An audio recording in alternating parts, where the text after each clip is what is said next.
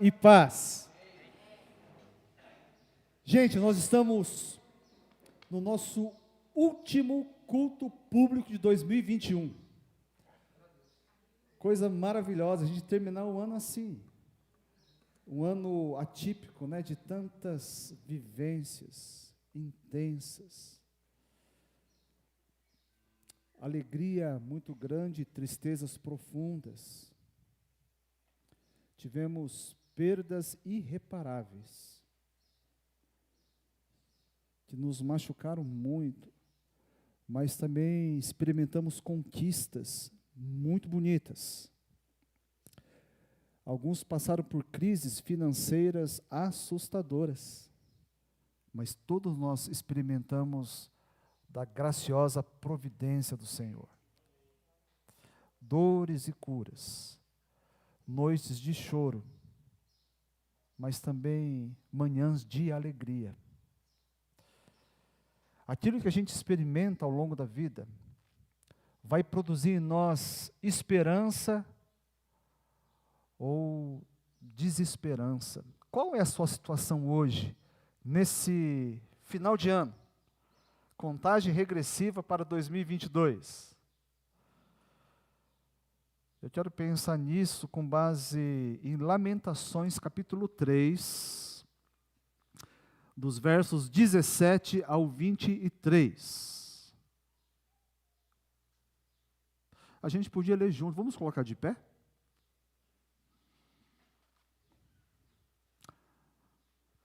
Muito bem, vamos lá. Tirou-me a paz, esqueci o que é prosperidade. Por isso digo, meu esplendor já se foi, bem como tudo o que eu esperava do Senhor. Lembro-me da minha aflição e do meu delírio, da minha amargura e do meu pesar. Lembro-me bem disso tudo, e a minha alma desfalece dentro de mim. Todavia, lembro-me também do que pode me dar esperança. Graças ao grande amor do Senhor é que não somos consumidos, pois as suas misericórdias são inesgotáveis. Renovam-se cada manhã, grande é a sua fidelidade. Pai Santo, que alegria podemos estar aqui como igreja, nesse último domingo do ano de 2021. Agora, Senhor, queremos voltar o nosso coração, a nossa mente, para a Tua palavra. Fala com a igreja. Ó Deus, nos dê uma palavra de bênção para o ano de 2022. Fala com a igreja, porque a igreja ouve. Assim oramos no nome de Jesus. Amém. Amém. Pode sentar, queridos. O profeta Jeremias está vivendo um tempo muito difícil, nada bom. Jeremias é o autor desse livro curtíssimo, formado por 5 poemas. Cada poema é formado por 22 versículos. Cada versículo começando com uma das 22 letras do alfabeto hebraico, com exceção do capítulo 3, que você vai encontrar lá 66 versículos. São 3 versículos para cada letra do alfabeto. É um hino fúnebre. Os judeus, todos os anos, nas sinagogas espalhadas pelo mundo, no dia 9 do 4º mês de cada ano, eles leem Lamentações, uma lembrança, né, de Jerusalém que foi destruída sob o comando de Nabucodonosor, rei da Babilônia.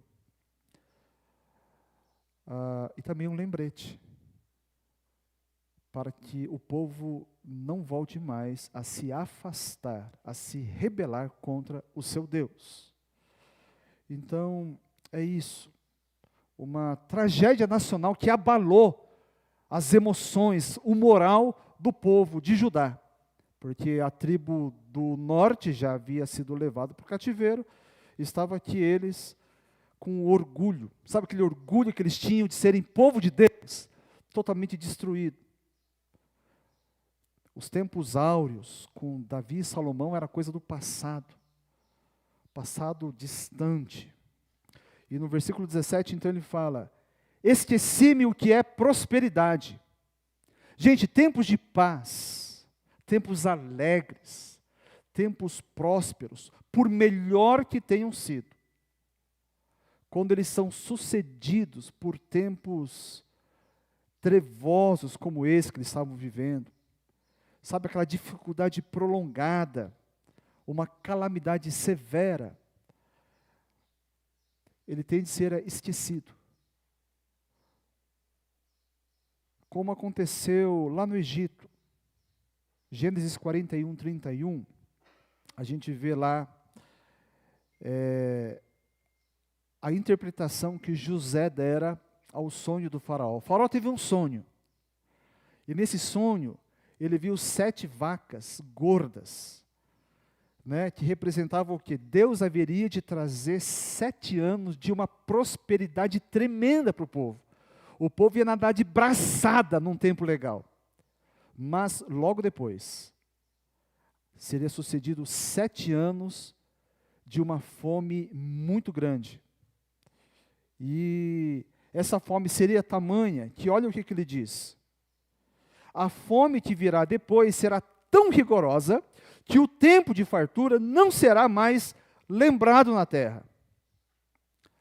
Glória passada. As grandes conquistas, tempo de paz, aquelas intervenções poderosas, né, de Deus, que estão registrados nas Escrituras, e são cantadas nos Salmos, para esse povo que estava vivendo o tempo de cativeiro, era uma lembrança.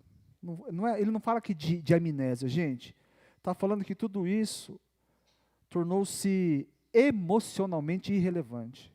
Sabe quando você tem um tempo assim muito bacana no passado, mas está vivendo um tempo ruim hoje? Por melhor que tenha sido, a gente sabe, né? Não faz diferença. Aliás, às vezes é até melhor não ter essas lembranças, porque nos fere, nos machuca. Puxa, eu fui tão feliz naquele tempo.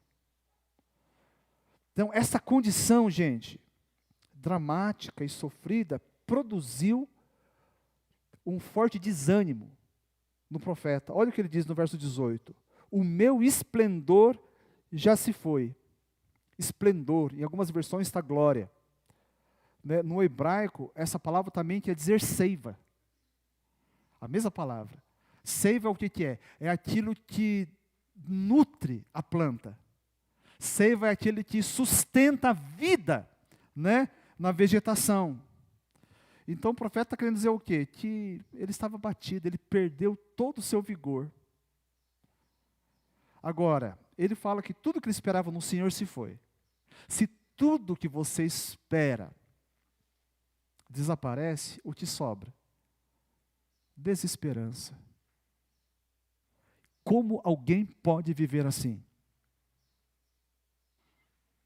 Como que você consegue enfrentar gigantes, superar obstáculos assim? Como continuar lutando? Muitas vezes, com muito sacrifício, numa condição dessa, sem esperança. Como? Porque nós sabemos, gente, nós enfrentamos quase qualquer desafio nessa vida, se a gente tem esperança de vencer, de conquista, é ou não é? Por pior que seja, você sabe. A gente tem vários universitários aqui, né? A Júlia, louvado seja Deus, se formou. Mas não foi fácil, né, Júlia? Venceu. Tem horas que fala assim, eu não vou dar conta. O Theo, no início da universidade, ele mandava mensagem de WhatsApp, né, desesperado, pedindo oração. Ele achava que não ia dar conta. Mas por que ele continuou? Porque, no fundo, ele falou assim, eu vou. Né? Eu vou destruir. Esse professor vai ver quem é o Theo. Não sei se ele viu. Mas a esperança é fundamental. Quando a gente está imbuído de esperança, a gente enfrenta qualquer luta. E a gente vê muito isso nas Escrituras. Por exemplo, quando Gideão liderou 300 soldados apenas para enfrentar os amalequitas, né? Os midianitas. A palavra de Deus diz que o exército adversário era tão superior que não dá o número. Diz que eram como o pó sobre a terra. Né? Não dava para comparar, mas aqueles 300 foram. Um jovem, também sem treinamento, bem depois de Gideão, sem armadura, municiado apenas com uma funda e 5 pedrinhas, ele encara um gigante, um monstro, um herói de guerra filisteu. Mais para frente ainda, depois desse episódio de Jeremias, quando Deus resolve reconstruir Jerusalém, levanta um copeiro, gente, pensa, um copeiro, mais um bandinho de pessoas para a missão Hércula de reconstruir os muros de Jerusalém, os portões de Jerusalém, o templo de Jerusalém, a cidade de Jerusalém, que tinha sido construído pelo maior rei que Israel teve. Todos eles tinham uma coisa em comum: esperança. Esperança não baseada na sua própria autossuficiência, na sua capacidade pessoal, mas esperança derivada da palavra de Deus, da ordem de Deus.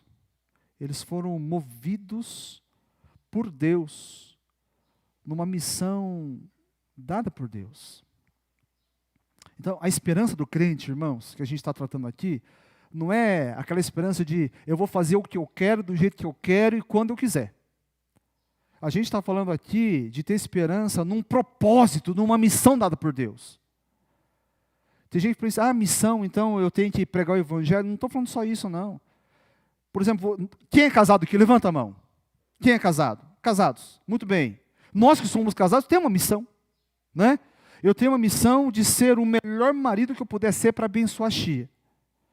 Eu tenho a missão de dar um modelo do que é ser um marido cristão para os meus 2 filhos, para os jovens da igreja que estão olhando para o meu exemplo também. Então tem vocês que são filhos, que são estudantes, todos nós temos algo confiado por Deus. Então a gente tem que conhecer as Escrituras. A gente tem que saber qual que é a vontade de Deus revelada na Bíblia. Então vamos aproveitar agora esse fim de ano. Muita gente vai fazer resolução de ano novo, não é? Para 2022 eu vou ter uma listinha, todo mundo tem. Alguns falam assim, eu quero perder tantos quilos, eu quero ganhar tantos quilos. Né? Alguns querem se formar. Não importa a sua resolução. Faça a lista que você quiser, mas coloca ali, entre os primeiros, esse ano 2022, eu vou levar a Bíblia a sério. E levar a Bíblia a sério é você ter um compromisso diário de ler a palavra, de meditar na palavra e, principalmente, praticar a palavra. Agora, para Jeremias não havia esperança.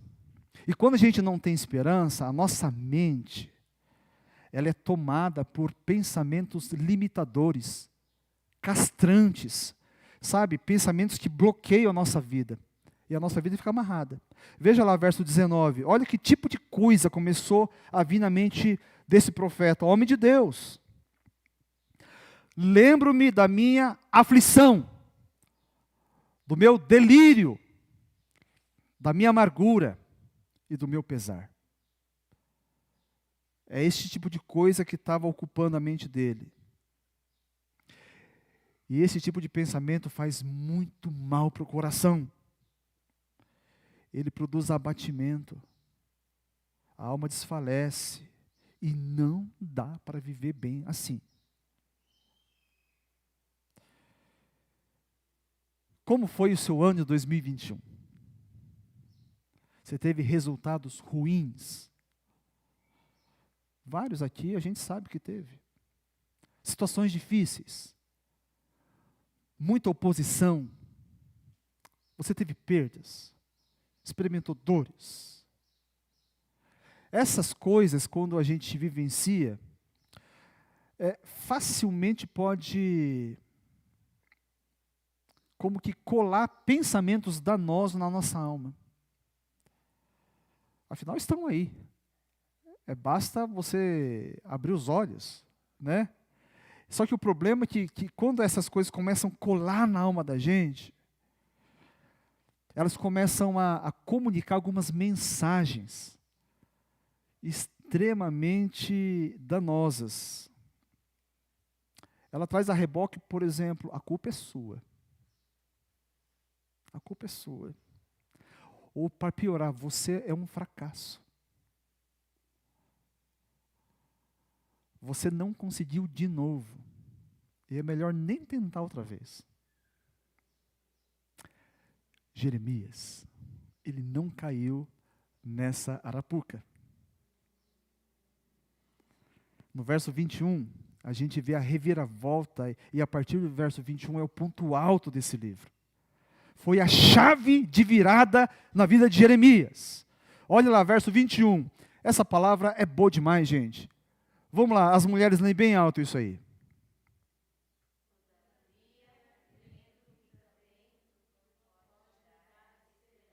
Vamos lá, homens.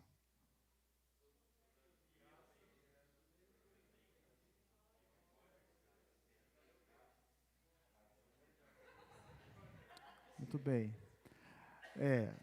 O ensaio foi terrível. Isso aí, vamos lá, todos juntos. Todavia, lembro-me também do que pode me dar esperança. Todavia, que palavra boa. Né? É verdade, a situação está feia, todavia. Todavia é a vírgula do crente, né? A humilhação, a sofrimento na minha vida, assim, todavia. Na perspectiva humana, não há o que fazer, todavia. A coisa é bruta, né? A gente está colhendo a desgraça do mal que plantamos. Pode ser verdade, todavia, a história ainda não acabou. Ainda não é o fim. As coisas não terminam aqui. O profeta, ele tomou uma atitude fundamental, queridos. O ponto de virada na vida dele. É verdade que a mente dele estava sendo bombardeada por pensamentos sabotadores, sim, né, de fazer ele afundar, mas qual que foi a atitude que ele tomou? Ele assume a direção dos seus pensamentos. Tem um ditado popular, e uma vez eu vi lá que era Lutero. Eu achei meio difícil que Lutero falou isso. O Mateus, que é mais estudioso, depois ele pode falar. A frase é: nós não podemos impedir, né, que os pássaros voem sobre as nossas cabeças, mas podemos impedir que elas façam ninhos. Foi Lutero mesmo? Você não lembra? Depois você vê com ele lá. A gente não tem como, gente. Esses pensamentos ruins, todos nós, sem exceção, nós enfrentamos. Todos nós. Agora, se a gente vai abraçar esses pensamentos ruins, é de responsabilidade nossa. Jeremias não caiu nessa. Ele pega, quando começou a vir esses urubus na vida dele, ele enxota e ele decide recalibrar a cabeça dele. Olha lá, verso 21, lembro-me também do que pode me dar esperança. Lembro-me, literalmente é fazer voltar o coração. O que ocupa a nossa mente afeta a nossa vida, não tem jeito. Né? Ela vai dirigir, vai impulsionar a nossa vida, para o bem ou para o mal. Ela vai injetar energia, ou vai fazer a gente se esgotar. Ela levanta ou derruba. Vai nos abençoar ou nos amaldiçoar. Cuidado com aquilo que você tem alimentado, né, a sua mente. E o que Jeremias traz para a mente dele? Aquilo que pode dar esperança. O que dava desesperança e produzia desespero, não precisava fazer força nenhuma. As coisas ruins vêm no automático, é incrível isso, né? Você não precisa. Por exemplo, muita gente fica esperando aqui respostas pelo WhatsApp ou por e-mail do processo seletivo, né, de alguma coisa que você fez, não vem. Mas aquela cobrança que você não pagou sempre vem. Sempre vem. Eu recebi agora de manhã. Estava lá, pastor Mateus, que o aluguel da sua casa está 7 dias atrasado. Mas a culpa não é dele, viu? A gente está aprendendo esse negócio aí, eles não mandaram certo e agora vem essas cobranças. Não falha. Cobrança não falha, né? Quantos receberam cobrança aqui? Fala, glória a Deus. Não, né? Recebeu ali, ó. Essas coisas vêm. Por que não precisa ter esforço? Porque basta abrir os olhos, né? Basta abrir os olhos, você vai ver as coisas ruins. Era só prestar atenção no que estava acontecendo no entorno, ele sabia que a coisa estava feia. Não precisa nem sair de casa. Liga o jornal, né? Liga a TV, você vai ver um monte de coisa ruim. Mas o que dá esperança, irmãos, aquilo que vai trazer esperança para nós, exige de nós um esforço pessoal, às vezes grande, iniciativa nossa. Esperança, ele vem do latim sperare. Sperare. E a professora Helena Lúcia, ela disse que o latim vem do indo-europeu. E nesse idioma, né, esse sperare, ele significa expandir. Olha só que bacana. Então a gente pode entender esperança como o quê? Expandir o nosso presente para o futuro. Porque a desesperança nos tranca no presente e não deixa a gente avançar. A esperança justamente é uma janela para o futuro. A esperança, então, é uma força, irmãos, que nos impulsiona para frente, para a vida, para o alvo, para prosseguir. Não é ignorar o obstáculo, mas ajuda a gente a superar. Esperança. Então, esperança, gente, não tem nada a ver com passividade. Não é parecer um monge budista sentado, né, esperar as coisas acontecerem. Ficar apenas, gente, sentado no sofá, imaginando aquele emprego que você quer, né, chegar de repente, como por um milagre, isso não é esperança, né? Isso aí você pode pôr qualquer outro nome, é fantasia, é delírio, não tem nada a ver com esperança. Igual muito estudante, né? Eu conheço tanta gente que fala assim, eu quero ser médico, eu quero ser não sei o quê, e o cara, dia inteiro passou soltando pipa, né? O dedo polegar tem calo de tanto ficar no game no celular. Não vai ser médico nunca, ele vai ser paciente do médico, né? Isso não é esperança. Esperança é uma força ativa que nos coloca em movimento. Que lembranças, que tipo de pensamento tem ocupado a sua mente? Responda para si.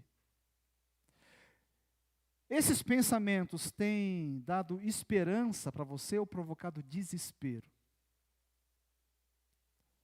Para o profeta, o que lhe dava esperança está no verso 22 e 23. Graças ao grande amor do Senhor, é que não somos consumidos, pois as suas misericórdias são inesgotáveis, renovam-se cada manhã, grande é a sua fidelidade. A esperança dele estava no próprio Senhor, né? No amor do Senhor, aliás, no grande amor do Senhor, nas suas misericórdias, na sua fidelidade e mais, a certeza de que tudo isso se renova a cada manhã. A cada manhã. Como uma pessoa que tem tudo isso na mente e no coração não vai ter esperança quando ele sabe que todos os dias, né, cada dia de vida é uma dádiva de Deus, é um presente de Deus. Quando eu e você acordamos nessa manhã, Deus nos abençoou com a vida. E não apenas isso, né? A vida traz, por causa de Deus, traz consigo o que? Isso que ele fala aqui, a bondade de Deus, o favor de Deus, a misericórdia de Deus, a fidelidade de Deus. Então, a cada novo dia para o crente, é uma nova possibilidade que se descortina. Porque Deus está presente. Então, uma vez que a gente está tomado de esperança, o que fazer? Aí encerrou então, eu tenho esperança, eu vou ficar sentado, esperando, né, aquilo chegar, o fato acontecer? Obviamente que não, né? A esperança, presta atenção, deve nos levar a esperançar. E não é neologismo, né? Você vai lá no Aurélio, verbo transitivo direto, é dar esperança a, é animar, é estimular, é ter ou adquirir esperança. Assim, uma maneira de estimular a nossa própria alma é o quê? É ajustar a nossa vida. Ajustar a nossa própria vida, a nossa agenda, a nossa conduta, preparando o terreno para o objeto da nossa esperança chegar e se manifestar de uma vez por todas. Como a história daqueles dois agricultores. Dois agricultores estavam vivendo um tempo de seca e na agricultura precisa de água. Os dois eram crentes, os dois oraram e pediram a chuva. Só que um foi para casa e outro foi para o campo preparar a terra. Qual dos dois, de fato, tinha esperança que Deus atendesse a sua oração? Trazer à mente aquilo que pode dar esperança. É preparar a terra enquanto Deus prepara a chuva. É cuidar e amar do seu cônjuge, enquanto Deus não faz a transformação do coração dele. É seguir firme com o tratamento da doença, quando ela mesma está avançando. Tudo isso é esperançar. Queridos, que em 2022, a sua vida seja plena da presença de Deus, porque sem Deus não tem como a gente ter esperança. Que você desenvolva uma intimidade muito boa com o Espírito Santo e prospere na arte de esperançar. Assim, até o último suspiro, a gente vai seguir com a esperança. Sabe por quê? Porque para o crente, a esperança não se encerra aqui nessa vida. A nossa esperança vai para outra vida ainda. 1 Coríntios, capítulo 15, verso 19. Se a nossa esperança em Cristo se limita apenas a esta vida, somos os mais infelizes de todos os homens. Mas louvado seja Deus, a nossa não é apenas para essa vida. A nossa esperança em Cristo vai muito além, por isso nós somos os mais felizes de todos os homens. A esperança, irmãos, o grande motivo para o crente ter esperança é único. É aquele que habita em você e em mim. Aquele que faz morada em nós. É o próprio Filho de Deus. Se não, veja lá, Colossenses capítulo 1, verso 27. A ele quis Deus dar a conhecer entre os gentios a gloriosa riqueza deste mistério que é Cristo em vocês, a esperança da glória. Cristo não está perto de você, por isso você tem esperança.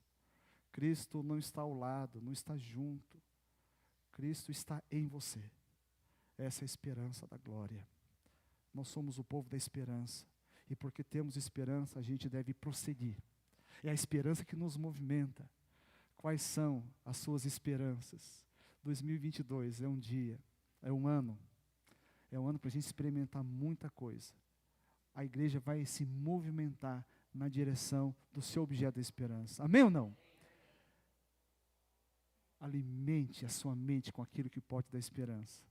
E uma vez com a esperança, vá, prossiga, vá em nome de Jesus. Vamos orar. Curva sua cabeça. Aleluia, Senhor. Nós agradecemos neste último culto de 2021. A tua bondade que foi derramada sobre a tua igreja. O teu cuidado, a tua provisão, os livramentos, mas também, ó Deus, nós honramos o Senhor pelas perdas, pelas dores, pelas lágrimas, porque esse mundo não é nossa casa, o Senhor não nos preparou para que ficássemos aqui na eternidade. Estamos aqui de passagem, por isso nós podemos suportar sim tudo isso. Porque ainda que as lágrimas sejam derramadas, o Senhor as recolhe, o Senhor as enxuga, o Senhor é aquele que consola e nos dá força para prosseguir.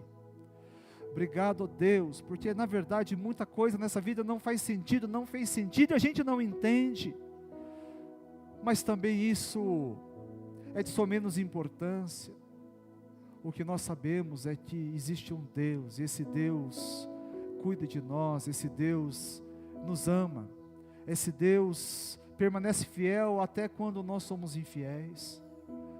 Te louvamos, Senhor, ó Deus, pela força que o Senhor nos deu, ajudou a atravessar momentos escrabosos, Senhor, terríveis. A igreja enfrentou momentos dificílimos, mas em todo tempo, o Senhor ali esteve. A sua fidelidade não se apartou de nós um segundo sequer. Obrigado, Deus, até mesmo quando a nossa fé fraquejou, o Senhor ali esteve conosco, até que nos recobrássemos, ó Deus, desse momento e mais uma vez fortalecidos pelo Espírito, a gente pôde prosseguir. Muitas vezes, Deus, nós temos sabotado a nossa vida, alimentando a nossa mente com aquilo que nos afasta de Ti, que nos faz desacreditar da Tua presença, da Tua bondade. Ó Deus, muitas vezes nós alimentamos a nossa situação de desespero. Deus, mas nós não queremos continuar nessa loucura, e queremos aprender, juntamente com o profeta Jeremias, a trazer à nossa memória aquilo que pode dar esperança. Ó Deus, e se tem uma coisa que pode trazer esperança, é aquela certeza que é o grande amor do Senhor. Ó Deus, é a Tua bondade. Ó Deus, é o Senhor nos envolvendo de todos os lados, que nos permite prosseguir, a ter coragem. Ó Deus, é o Teu perdão, é a Tua graça, é a presença de Jesus Cristo em nossas vidas. Jesus Cristo, a esperança da glória. Louvado seja o Senhor. E então, nós queremos, ó Deus, como povo de Deus, tomados de esperança, nesse novo ano que está aí às portas, esperançar, sermos daqueles, ó Pai, ó Deus, que mostram no seu dia a dia, que tem uma esperança viva, e não apenas para nós mesmos, mas aprender a estimular a esperança naqueles que estiverem próximos de nós, e assim seremos um povo abençoado, e um povo abençoador, para a glória de Jesus, e para a nossa própria felicidade. É no nome de Jesus que oramos. Amém. Amém.